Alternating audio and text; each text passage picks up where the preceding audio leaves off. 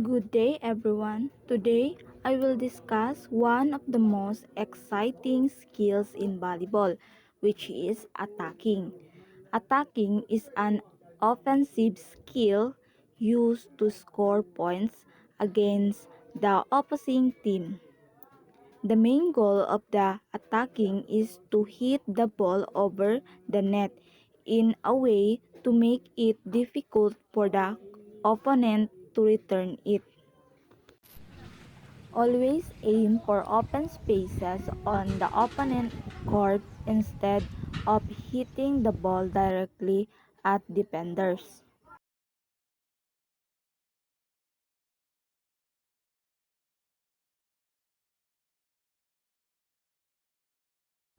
Attacking is important because it helps the team score points and put pressure on the opponent's defense. Successful attackers are fast, smart, and well coordinated with the setter.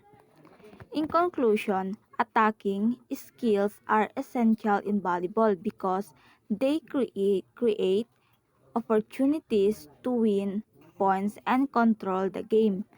Through practice, teamwork, and discipline, players can improve their attacking ability and become more effective on court.